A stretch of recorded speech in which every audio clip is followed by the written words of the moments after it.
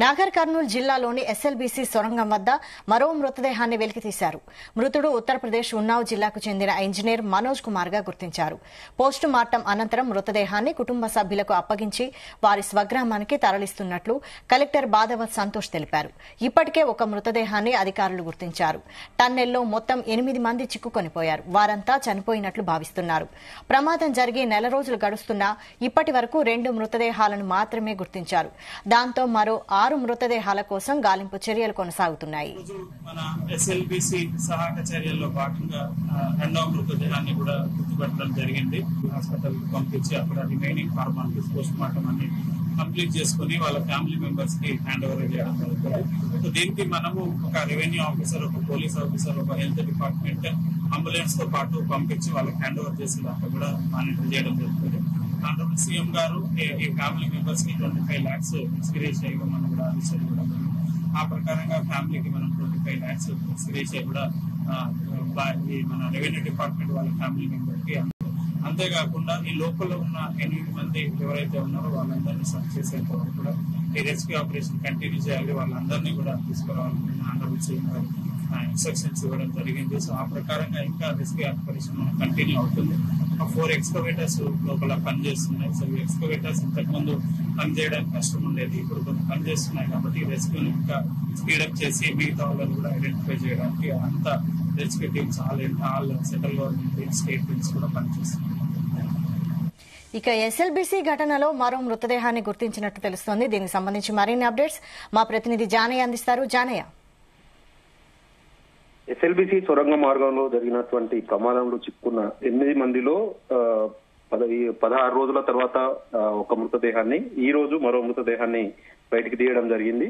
దీనికి సంబంధించి కూడా ఈ రోజు తీసినటువంటి మృతదేహానికి సంబంధించి కూడా ఇంజనీర్ ఎవరైతే యూపీకి చెందినటువంటి ఇంజనీర్ మనోజ్ కుమార్ గా కూడా ఆయన గుర్తించడం జరిగింది.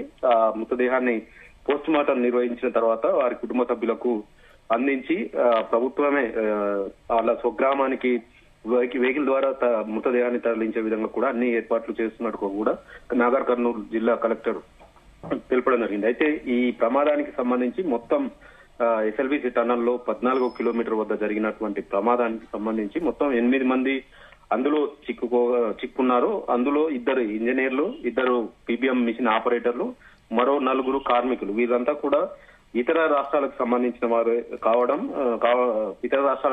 వారు అయితే ఈ ప్రమాదంలో ప్రమాదం జరిగి 32 రోజులు గడుస్తుండటంతో వారంతా కూడా మృతి చెందారనేది కూడా నిర్ధారణ రావడం, ఆ మృతదేహాల కోసం తీవ్ర స్థాయిలో రెస్క్యూ ఆపరేషన్స్ నిర్వహిస్తూ సహాయక చర్యలు కొనసాగుతున్నాయి. దీనిపైన ఇప్పటికే సీఎం రేవంత్ రెడ్డి కూడా నిన్న స్పెషల్ గా ప్రత్యేకంగా సహాయక చర్యల అధికారులతో ఇటు మంత్రులు ఇతర అధికారులతోటి రివ్యూ నిర్వహించి ప్రత్యేక ఐఏఎస్ ను కూడా అక్కడ నియమించడం జరిగింది.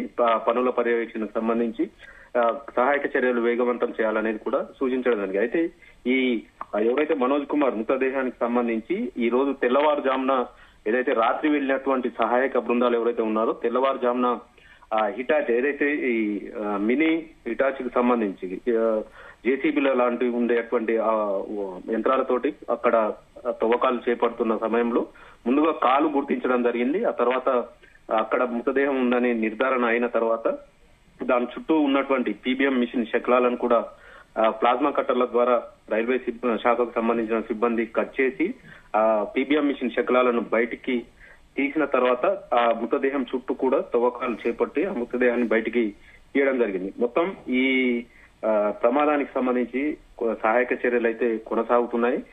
ఇటు ఎన్డీఆర్ఎఫ్ కావచ్చు, ఎస్డీఆర్ఎఫ్, ఆర్మీ, ఇటు సింగరేణికి సంబంధించి టీమ్స్ గాని, హైడ్రాకు సంబంధించి కానీ మొత్తం 25 ప్రభుత్వ ప్రైవేట్ ఏజెన్సీలు, దేశవ్యాప్తంగా ఉన్నటువంటి ఏజెన్సీల్లో 25 ఏజెన్సీలు ఇక్కడ సహాయక చర్యల్లో పాల్పంచుకుంటున్నారు. నిరంతరాయంగా కూడా ఈ సహాయక చర్యలు చేపడుతున్న నేపథ్యంలో ఇప్పటికే 2 మృతదేహాలు బయటికి తీయడంతో మిగతా 6 మృతదేహాలకు సంబంధించి కూడా సహాయక చర్యలు అయితే కొనసాగుతున్నాయి. అయితే ఈ ప్రమాద ఘటన చోటు చేసుకున్న ప్రాంతం సొరంగ మార్గంలో ఏదైతే 14 కిలోమీటర్ వద్ద మాత్రం దాదాపుగా మొత్తం 50 మీటర్ల పరిధి మాత్రం రెడ్ జోన్ గా అంటే ప్రమాదకర స్థాయిలో ఉన్న ఆ ప్రాంతాన్ని అక్కడ తవ్వకాలు చేపట్టాలంటే తీవ్ర ఇబ్బందులు ఎదురవుతాయనేది కూడా సహాయక చర్యల్లో పాల్గొనే వారికి కూడా ప్రమాదం ఉండే అవకాశం ఉందనేది నిన్న సీఎం రేవంత్ రెడ్డి సమీక్షలో అక్కడ సహాయక చర్యల్లో పాల్గొంటున్నటువంటి సిబ్బంది ఉన్నతాధికారులు కూడా సీఎం కి వివరించడం జరిగింది.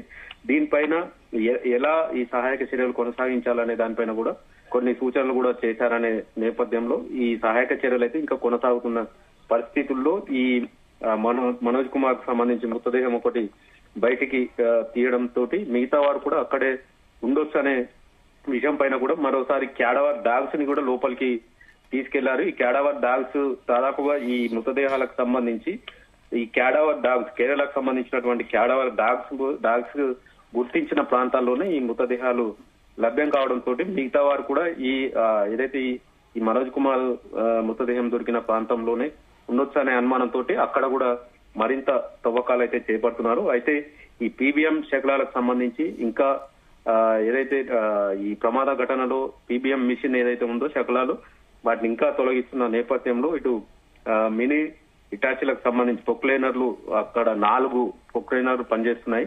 ఆ 4 కూడా ఈ నిరంతరాయంగా పనిచేస్తుండటంతో ఈ పీబీఎం మిషన్ శకలాలు పూర్తి స్థాయిలో బయటికి తీస్తే తప్ప మిగతా ఏదైతే బురద రాళ్లు వీటన్నింటిని కూడా బయటికి తీసే అవకాశం ఉంది. అయితే ముఖ్యంగా ఈ శకలాలు పీబీఎం శకలాలు కూడా ఎప్పటికప్పుడు కట్ చేస్తూ వాటిని కూడా బయటికి తీసిన నేపథ్యంలో ఈ మృతదేహం బయటికి రావడం జరిగింది. ఇంకా మిగిలిన జార్ఖండ్ కు చెందినటువంటి సందీప్ సాహు, జగ్తా సంతోష్ సాహు, జమ్మూ కాశ్మీర్ కు చెందినటువంటి సన్నీ సింగ్ వీరి మృతదేహాలు ఇంకా గుర్తించాల్సి ఉంది. అలాగే ఉత్తరప్రదేశ్ కు సంబంధించి శ్రీనివాస్ అనే ఇంకొక అతను కూడా మొత్తం 6 డెడ్ బాడీస్ ఇంకా గుర్తించాల్సి ఉంది. ఈ 6కు సంబంధించి కూడా సహాయక చర్యలు అయితే కొనసాగిస్తున్నారు.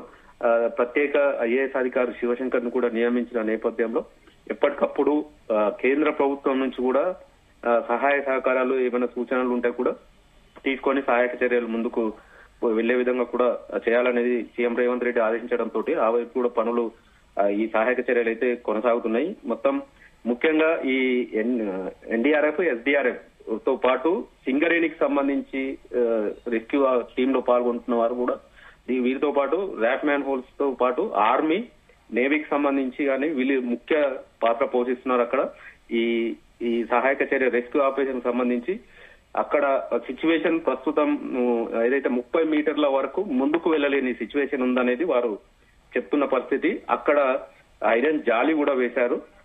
ముందుకు దాదాపు 9 మీటర్ల మేర ఈ ఏదైతే రాళ్లు బురదతోటి కూడుకున్నటువంటి అంతా పేరుకుపోయి ఉండడం, దాన్ని తొలగిస్తే మళ్లీ పైకప్పు కూలే ప్రమాదం ఉంది. దీంతో పాటు నీటి ఊట అనేది ఎక్కువగా వచ్చి మళ్లీ ప్రమాదం భారీగా జరిగే అవకాశం ఉందనేది జియోగ్రఫీకి సంబంధించినటువంటి నిపుణులు కూడా చెప్పిన నేపథ్యంలో అక్కడ మాత్రం జాలి ఏర్పాటు చేశారు.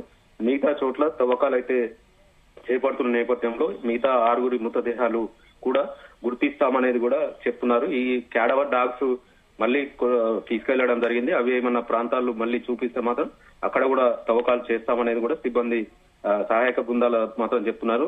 అయితే ముఖ్యంగా ఈ మనోజ్ కుమార్ మృతదేహం లభ్యమైన చోట భరించలేని దుర్వాసన రావడం తోటి అక్కడే మృతదేహం ఉన్నట్టుగా కూడా తవ్వకాలు చేపట్టడం తోటి మృతదేహం ఒకటి బయటికి రావడం జరిగింది. దీనికి తోడు అక్కడ సహాయక చర్యలు చేస్తున్న సిబ్బంది ఎవరైతే ఉన్నారో వారికి ఈ ఆక్సిజన్ గాలికి సంబంధించి కొంత ఇబ్బంది ఎదురవుతుంది. ఈ దుర్వాసన కూడా దానికి తోడు కావడం తోటి ఎక్కువ ఇబ్బందులు ఎదురవుతున్న నేపథ్యంలో ఇటు స్ప్రేస్ కూడా లోపల వాడుతున్నారు.